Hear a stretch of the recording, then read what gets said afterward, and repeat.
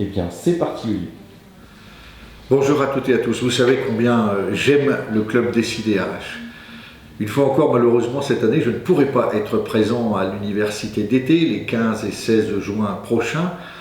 L'université de cette année, comme toutes celles qui ont précédé, sera encore un moment magique et je ne peux que vous recommander de vous y rendre nombreux. C'est de surcroît en bordure de forêt de Rambouillet avec des moments de rendez-vous avec la nature. Vous savez, les philosophes du XVIIIe avaient compris une chose. Quand on observe la nature, elle nous amène des tas de réponses à nos questions sur le management, la direction de l'entreprise au sens large. Je prends souvent l'exemple d'un vol d'oiseaux, les bernaches nonnettes. Elles décollent d'Égypte pour remonter vers l'Europe du Nord. Dans le trajet qu'elles font entre l'Égypte et la Camargue, 3 d'entre elles sont en tête. On a pu observer que ce sont toujours les 3 mêmes, aussi longtemps qu'elles sont vivantes.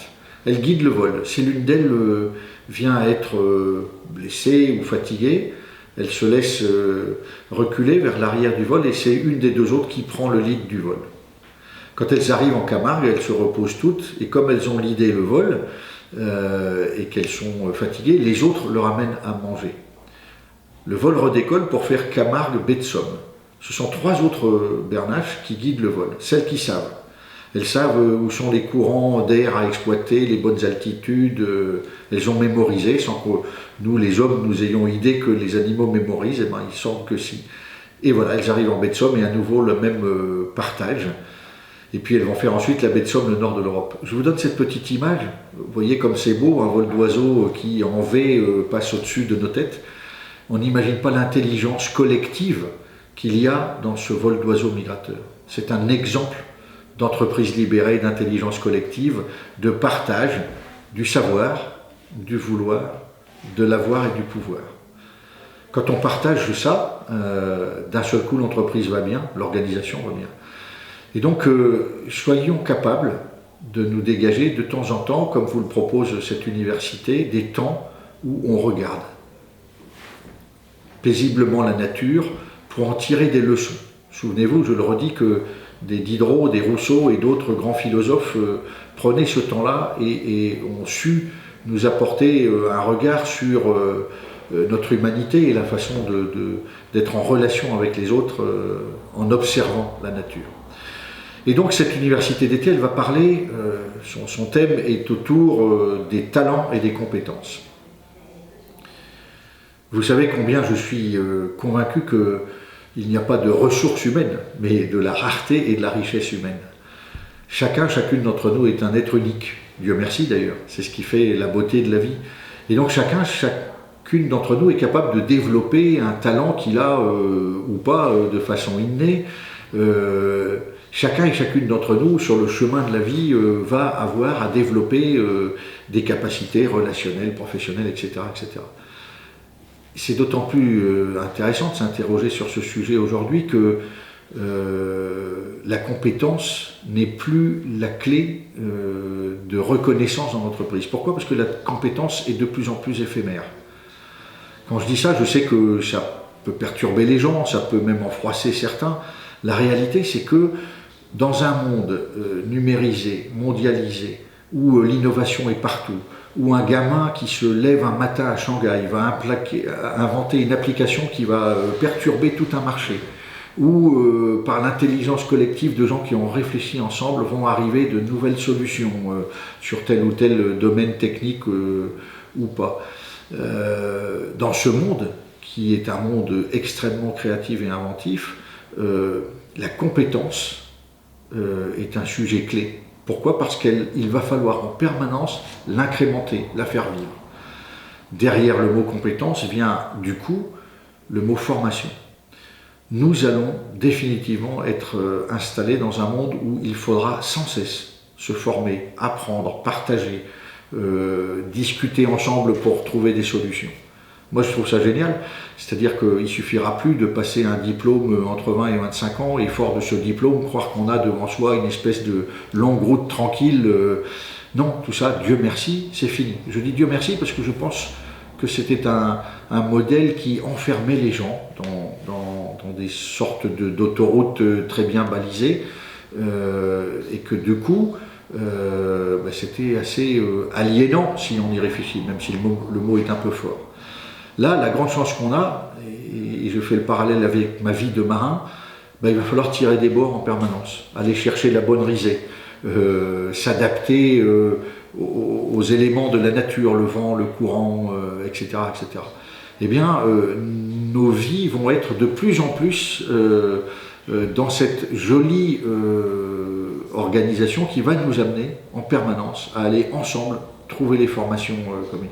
On ne sait pas, d'aucuns le disent, moi je ne sais pas, c'est toujours, je ne suis pas Madame Irma comme je dis, mais beaucoup pensent que 60% des métiers existants aujourd'hui auront été, sinon disparus, seront disparus, en tout cas auront été profondément transformés.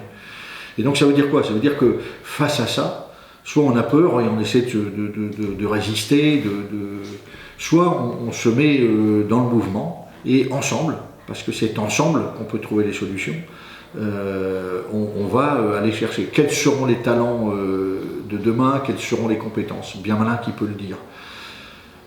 Si je devais aujourd'hui amener des éléments qui me paraissent des points de repère, vous savez, mon goût pour les bouées d'un chenal qui permettent de se donner quelques repères pour ne pas être trop perdu ou déstabilisé par ce qui est le sel de la vie, c'est-à-dire l'incertitude de demain. Je pense que les bouées seront... il va falloir de plus en plus d'intelligence relationnelle, émotionnelle.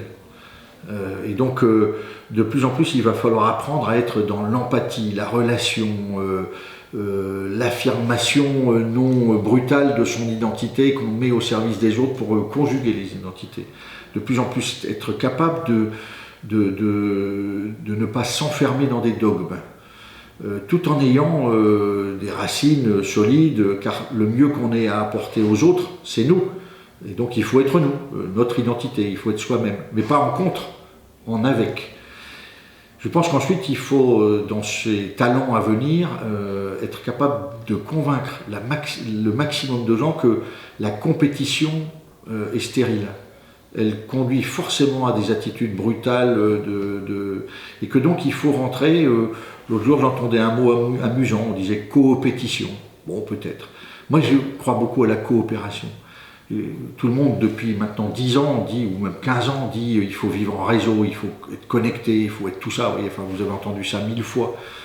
La réalité humaine derrière ça, parce que moi je reviens toujours à l'humain, c'est amener les gens à être convaincus qu'ensemble, on est beaucoup plus grand, plus fort, plus inventif, plus créatif.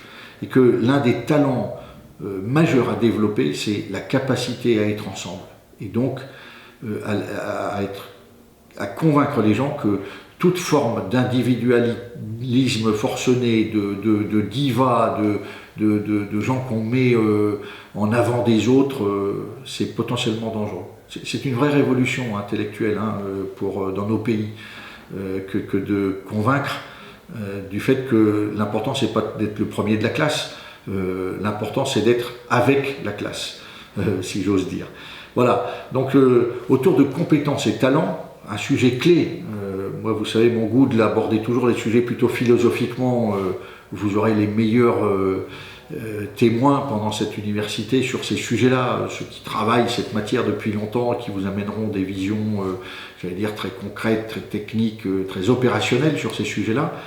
Moi, mon goût pour la philosophie me fait toujours dire, je monte sur Sirius pour dire, donnons la vue par le haut, puis après, je n'ai aucun doute, vous aurez les bons témoins pour rentrer dans le sujet.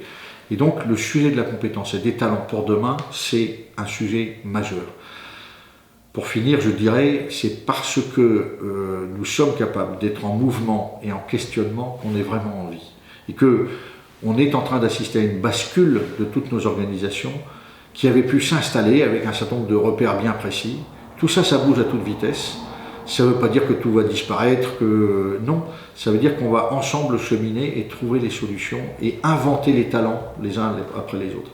Il y a un domaine magique pour les années qui viennent, c'est celui de la formation.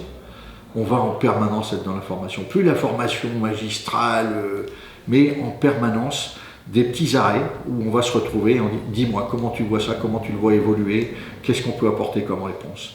Et c'est comme ça qu'on va en permanence être sur le chemin. Je vous souhaite une très très belle université d'été. Pardon de ne pas pouvoir être là, on va essayer de faire mieux l'année prochaine en se calant sur les dates. En tout cas, moi je vous souhaite plein de bonheur, partagez, échangez vos idées, prenez le temps de regarder la nature. Si vous voyez un vol d'oiseau, pensez à mes bernaches nonnettes du début de cette intervention. Je vous embrasse très fort et je vous dis à bientôt.